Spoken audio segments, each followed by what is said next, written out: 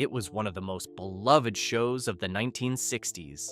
50-plus years later, people still remember the pink harem costume, the crossed arms, the blink, and that unforgettable theme song.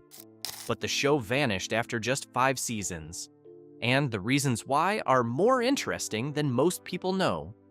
This is the rise and fall of A Dream of Jeannie, why it disappeared so fast. Now, come on, Jeannie, stop fooling around. I mean, this is you, isn't it? The idea that started it all. In 1964, Sidney Sheldon was watching television and looking for his next project. He'd already had success as a writer.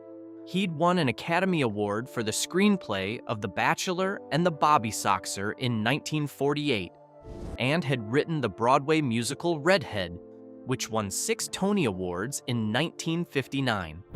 But what caught his attention now was what was happening over at ABC. Bewitched had debuted in September 1964 and become the second most watched program in the United States almost immediately. It was a fantasy sitcom about a witch trying to live as a normal suburban housewife, and audiences couldn't get enough of it. Sheldon wanted to do something similar for NBC, but not the same. His inspiration came from a 1964 film called The Brass Bottle, a comedy about a man who accidentally releases a genie from an antique bottle. The movie itself got middling reviews, but Sheldon saw the seed of something. What if you made the genie a woman? What if she fell in love with the man who freed her? What if the whole thing was set against the backdrop of the US space program, which was the most exciting thing happening in America at the time? By the time he sat down to write the pilot, Sheldon had his concept. An astronaut crash lands on a deserted island in the South Pacific, finds a strange bottle on the beach, rubs it, and releases a 2,000-year-old genie who promptly kisses him and declares him her master. The astronaut, naturally, has no idea what to do with any of this. The timing mattered. The early 1960s were the height of the American space program, Mercury missions, then Gemini, with Apollo building on the horizon. Astronauts were the cultural heroes of the moment, the coolest possible version of clean-cut American manhood. Setting a fantasy sitcom in that world gave Genie a topicality and a visual excitement that a show set in a suburb or an office couldn't have matched. Every episode opened with rockets and NASA facilities and a man in a flight suit. And then, a genie came out of a bottle and ruined his afternoon. The contrast was the joke, and it worked for 5 seasons.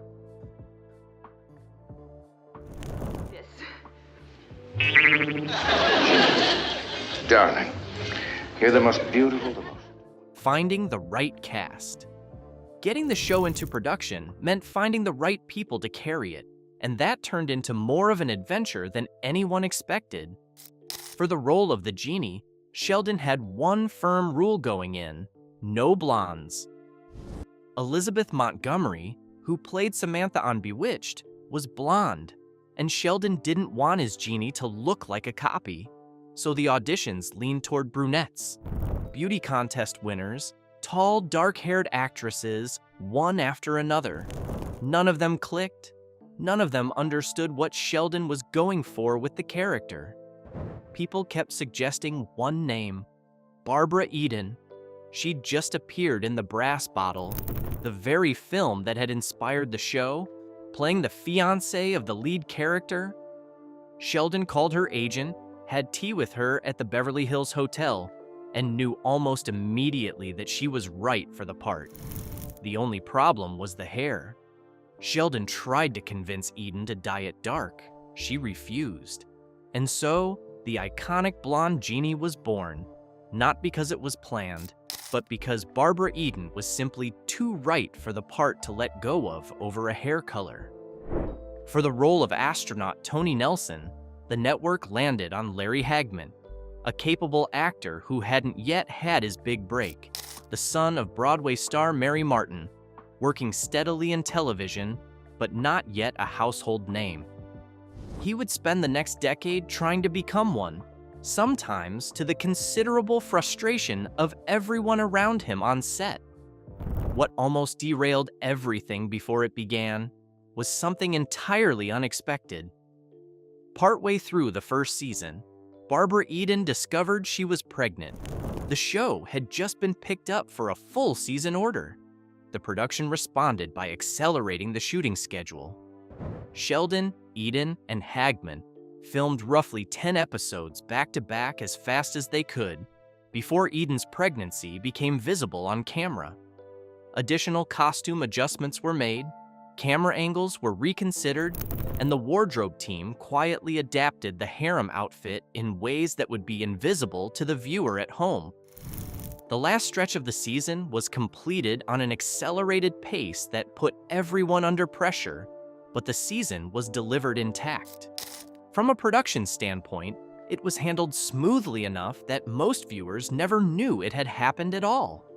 The harem costume that network executives were simultaneously debating because of the naval question had quietly been pressed into service solving an entirely different problem behind the scenes. Hayden Rourke was cast as Dr. Alfred Bellows, the NASA psychiatrist perpetually convinced that Tony Nelson was losing his mind, and Bill Daly joined as Roger Healy, Tony's fellow astronaut and the only other person who knew Jeannie existed. The ensemble worked. The chemistry was immediate. What nobody fully appreciated at the time was how much of the show's comic engine lived in that supporting cast. Bellows was the perfect straight man, methodical, rational, completely undermined by every episode's events, and yet unable to prove a single thing. Hayden Rourke played the character with a kind of baffled dignity that made him funny without ever making him a fool. And Bill Daly's Roger Healy, who knew the secret and regularly tried to exploit it for his own benefit, gave the show a secondary comic engine that kept episodes from relying too heavily on any single formula. The three of them, Eden, Hagman, and Daly, worked like a well-oiled comic machine for 5 seasons, even when the material around them was uneven. Chocolate? No! Vanilla? No! Beach? Now? The premiere and the black and white problem. I Dream of Jeannie debuted on Saturday, September 18th, 1965, at 8 p.m. on NBC. It was the beginning of a TV season in which NBC had made a major push to move its primetime lineup into color broadcasting. The network marketed the 1965 to 66 season heavily on the back of its color capabilities. It was a genuine competitive advantage over CBS, which was slower to convert. Almost everything that season went out in color, almost everything except Genie. The problem was Jeannie's magic. The special photographic effects used to produce her disappearances, appearances, and various magical moments simply didn't work in color yet. The techniques required had to be developed further, so the entire first season was filmed in black and white, while the rest of NBC's lineup blazed away in living color. Sheldon had actually tried to prevent this. He'd offered to pay the extra $400 per episode that color filming would require. Screen Gems executive Jerry Hyams told him, "Sidney, don't throw your money away." The implication was that nobody expected the show to last long enough for it to matter. They were wrong. By the second season, the technical problems had been solved, and the show made the switch to color. But the first season aired in black and white, and it remains one of the stranger footnotes of 60s television. A show that was supposed to be vibrant and visually playful, forced to exist in grayscale for its entire first year. To this day, the black and white first season has a slightly different feel from the rest of the series. Quieter, less fantastical looking, and viewers who discover the show in syndication and then go back to the beginning sometimes find it jarring. The first season also had no theme song. The now iconic instrumental, composed by Hugo Montenegro with lyrics by Buddy Kaye, though the lyrics were never actually used on air, didn't arrive until season 2. The first season used an instrumental jazz waltz written by Richard West that Sheldon eventually decided he didn't like. You know, a theme song is working when people can still hum it 6 decades later, so Montenegro clearly got it right. Interestingly, songwriters Jerry Goffin and Carole King had actually written a theme song called Genie for the show before it started production, but Sheldon rejected it. The Montenegro version that replaced the West Waltz in season 2 became so associated with the show that it's now essentially impossible to think of one without the other. It's one of those pieces of television music that became genuinely iconic. The way the Mission Impossible theme or the Andy Griffith whistle did, and its absence in season 1 is one of those small things that made the first year feel slightly different from the show the rest of the world remembers. Grandpa supplied in limousines. I will do no such thing while I stay here and teach them. What made the show work? At its core, I Dream of Jeannie was a show about tension. Not dramatic tension, comic tension. Jeannie was all-powerful and completely devoted to Tony, while Tony spent every episode desperately trying to prevent her from using her powers and ruining his career. Dr. Bellows, Tony's NASA psychiatrist, was always one coincidence away from concluding that his patient was certifiably insane, and Tony's frantic efforts to explain away whatever Jeannie had just done provided the engine for practically every episode. It was a formula, and formulas can be deadly in television. But this one worked for several specific reasons. First, Barbara Eden. She played Jeannie not as a creature of menace or mystery, but as someone genuinely, warmly, occasionally exasperatingly in love. Jeannie's chaos came from devotion, not mischief, and Eden kept that distinction alive every week.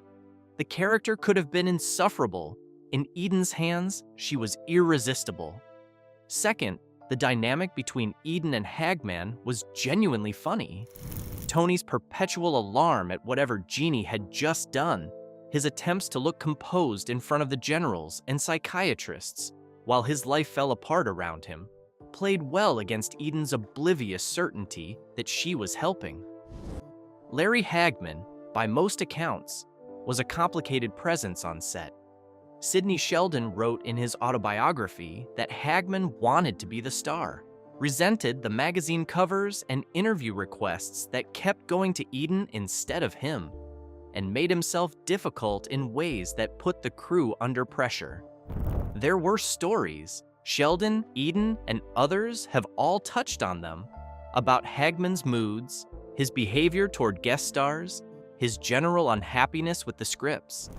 Eden, in interviews, described him as someone she loved, but who made the set weary at times.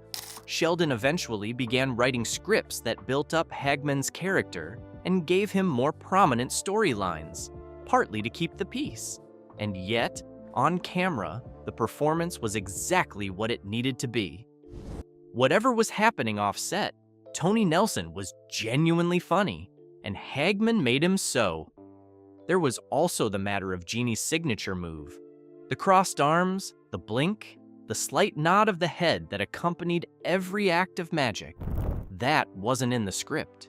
It was developed on set. The show's original director, Gene Nelson, suggested the arm crossing and the blink. Eden felt something was still missing and added the nod herself.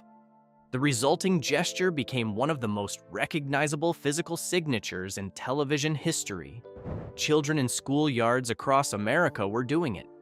People who've never seen an episode of the show know the pose. It came from a few minutes of creative decision-making on a soundstage in 1965, the kind of thing that happens 100 times on every production and almost never produces something that lasts 60 years. This one did. Nobody planned it. Nobody knew it would happen. It just turned out to be the right gesture for the right character at the right moment in television history, and Barbara Eden made it her own so completely that it's impossible to imagine anyone else having done it. By season 3, Barbara Eden was also playing Jeannie's scheming, streetwise evil sister, also named Jeannie, which let the show expand its comic possibilities and gave Eden a chance to play something entirely different. The evil sister became a fan favorite, and the contrast between the two characters showed exactly how much range Eden had that the original role didn't always demand. The show also benefited enormously from its era. The mid-1960s American television landscape was full of fantasy sitcoms. Bewitched, My Favorite Martian, The Munsters, The Addams Family, all of them built on the same basic premise of something supernatural trying to pass as ordinary. Genie fit comfortably in that company, but it had something the others didn't quite have. The space program backdrop gave it a sense of being embedded in real, contemporary American life. The generals were based on real NASA culture. The launch facilities were real places. When Genie blinked something absurd into existence, it was absurd against a background that was genuinely exciting and current, and that combination gave the show an energy that outlasted the others. I want you to do something for me. Oh, anything, Master. Go home. The belly button. That made history.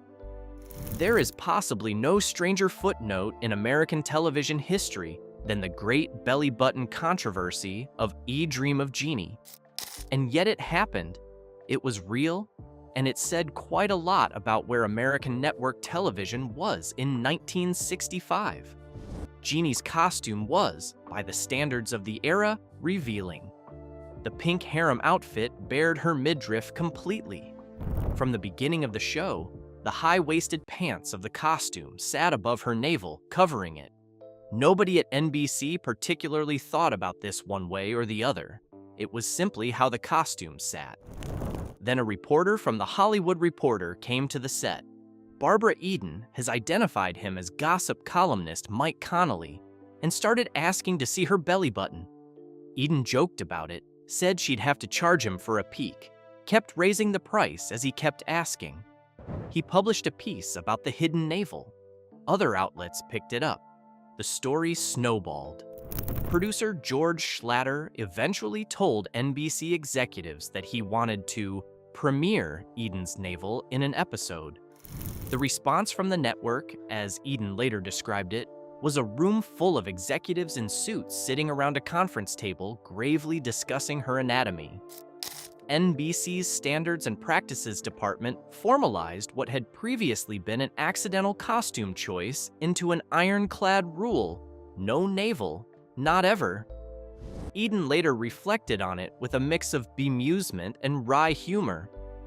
"I've often said that women in film are often known for their beautiful eyes or other body parts," she said, "but I ended up with the belly button." The irony, which everyone noticed at the time, was that on the same network, and sometimes during the same broadcast hour, Rowan and Martin's Laugh-In featured women in body paint, dancing around with everything visible. The navel rule applied specifically to Genie. Nobody was ever quite able to explain why. The rule had some unintentionally absurd consequences. When the show filmed an episode in Hawaii in season 3, the beach scenes featured bikini-clad women all around Jeannie and Tony, belly buttons on full display. Everyone except Barbara Eden. She wore a one-piece in an episode in Hawaii on a beach, while everyone else wore bikinis. The costume department and the production crew navigated around the rule for the entire run of the show, using the high-waisted harem pants as the first line of defense and careful camera angles as the second. It became one of those behind-the-scenes production facts that's funnier in retrospect than it probably felt at the time.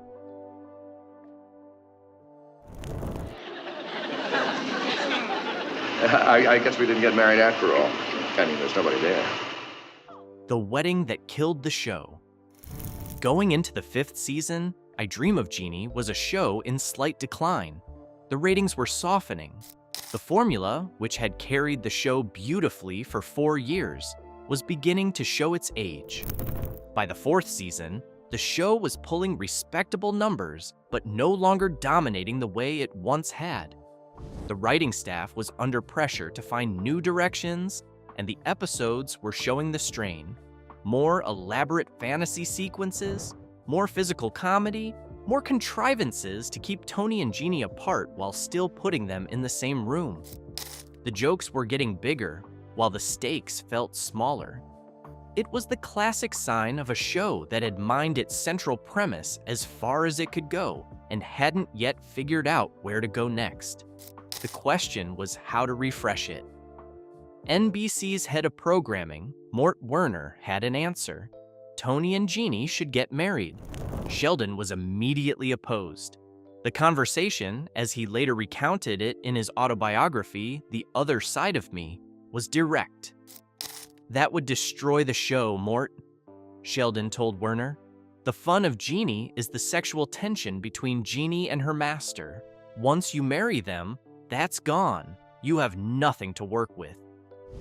Werner's response was essentially that he knew better, and that the 5th season would only be greenlit if it included the wedding. Eden and Hagman were both against it. Eden told the Today Show in 2015, on the occasion of the show's 50th anniversary, "It just ruined the show. Because Jeannie wasn't human. I think it broke credibility." Hagman told the American Archive of Television, "I knew that once they got us married, it wasn't going to work, and the ratings had dropped steadily since then." The wedding episode, simply titled The Wedding, aired on December 2nd, 1969. NBC's publicity department had staged a fake wedding between Eden and Hagman at Patrick Air Force Base in Florida the week before, inviting television writers from around the country to attend, trying to generate excitement. Florida Governor Claude Kirk attended and cut the cake. None of it worked. The wedding broke the central tension that had made the show what it was. When Tony and Jeannie were unmarried, there was something perpetually unresolved at the heart of the story. A will they won't they quality that kept viewers invested. Once they were married, that was gone. The writers didn't know what to do with them. 15 more episodes followed that season, but the show never recovered its footing. NBC canceled Our Dream of Jeannie in 1970. The decision came down during hiatus. Eden, by her own account, felt as though she had lost her family. Hagman found out about the cancellation from a security guard at the studio gate when he stopped by to pick something up from his dressing room after returning from vacation. He'd been in South America. He came back, walked up to the gate, and the guard told him the show was over. Hagman later recalled it as a very Hollywood kind of ending. Sidney Sheldon, in his autobiography, was unsparing about who he held responsible. Mort Werner had taken a hit show and destroyed it, he wrote. It was the kind of direct, unambiguous statement that people in Hollywood usually avoid putting in print, but Sheldon put it in print anyway. He'd watched a show he'd built from nothing get canceled because a network executive was convinced he knew better than everyone else involved, and he felt that deserved to be recorded accurately. A guest? Who? Cousin Tony? Lock up the silver. Oh, is this not a... Life after Genie. The cancellation in 1970 didn't mean the end of the characters or of the relationship between Eden and Hagman, though their paths diverged considerably in the years that followed. Hagman spent much of the 1970s searching for his next thing. He found it in 1978, when he was cast as J.R. Ewing in Dallas, one of the great television villains, the scheming, backstabbing patriarch of a Texas oil dynasty. The role made him genuinely famous in a way that Tony Nelson never quite had, and he played it until 1991. The transition from Tony Nelson to J.R. Ewing is one of the more striking reinventions in television history. One character was a fundamentally decent man bewildered by his circumstances. The other was a man who caused everyone else's circumstances to become a great deal worse, and who enjoyed it. Hagman played both of them with complete conviction. Eden would join him briefly in 1990 for a 5-episode arc on Dallas, playing a character whose maiden name was eventually revealed to be Nelson, a deliberate wink at the show they'd made together 20 years earlier. Barbara Eden's post-Genie career moved largely into dramatic television movies, with occasional returns to comedy. In 1978, she starred in Harper Valley PTA, and the film's success led to a television series that ran from 1981 to 1982. She remained working, recognizable, and consistently gracious about the role that had defined her public image. In the years after the show, she gave hundreds of interviews about it, appeared at conventions, talked warmly about Hagman, even when the stories she was telling about him on set weren't particularly flattering. Whatever the difficulties had been during production, she maintained a consistent fondness for what they'd made together. In 1985, NBC produced a reunion TV film, I Dream of Jeannie. 15 years later, Eden reprised her role. Bill Daly returned as Roger Healy. Hayden Rourke made a brief appearance in what would be his final screen role before his death in 1987. Hagman, by then deep into Dallas, was unavailable. His role was filled by Wayne Rogers, best known as Trapper John on MASH.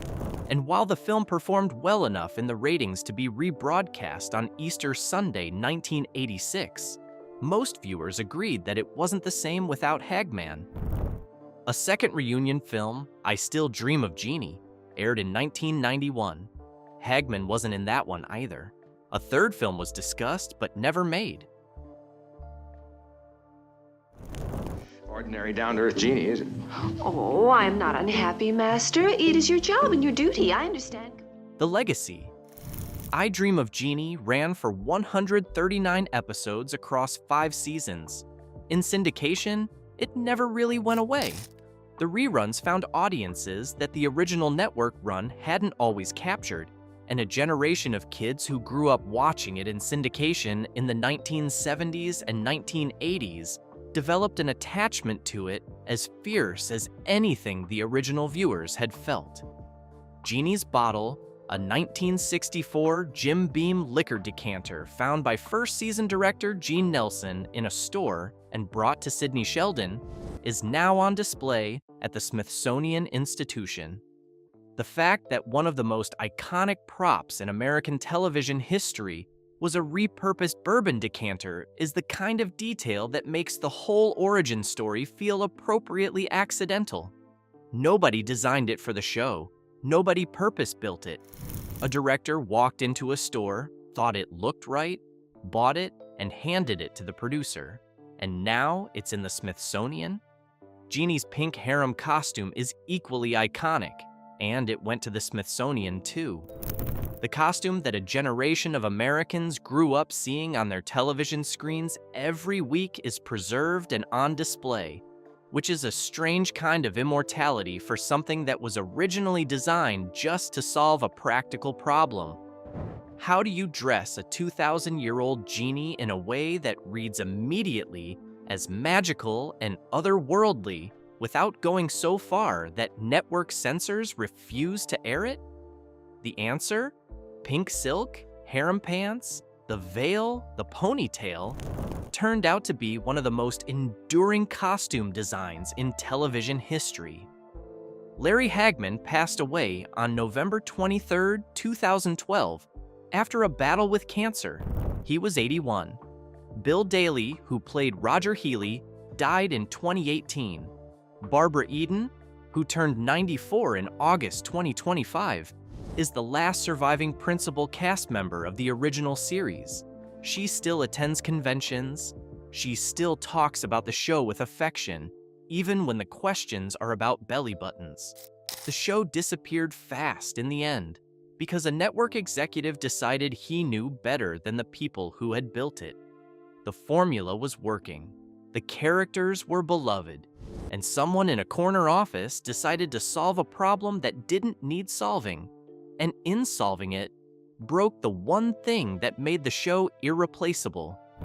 It is one of the oldest stories in television, and I Dream of Jeannie is one of its most familiar examples. What makes the story worth telling, though, is what survived the cancellation. In syndication, the show found a second life more durable than its original run. Generations of viewers who had never watched it in its first run discovered it on afternoon reruns and Saturday morning reruns and late night reruns, and each of those generations passed something of it forward. The show that NBC quietly canceled during a summer hiatus in 1970 never actually went away. It just moved. And 50+ years later, it's still there. It's a show that lasted 5 years and has never really left. You can still find it on Antenna TV and MeTV. People still dress up as Genie for Halloween. The theme song still gets stuck in your head after one listen. Barbara Eden, in her 90s, is still asked about it in every interview she gives. And she still answers with the same patience and warmth she brought to the character herself. Whatever the network executives thought they were doing in 1970, they didn't manage to erase it. Television history is full of shows that ran for a decade and are completely forgotten. I Dream of Jeannie ran for 5 seasons, got canceled without ceremony, and people are still watching it. That's not nothing. That's actually everything. Some things just stick. If you enjoyed this one, go ahead and hit like and subscribe. There's a lot more television history where this came from, and we're just getting started.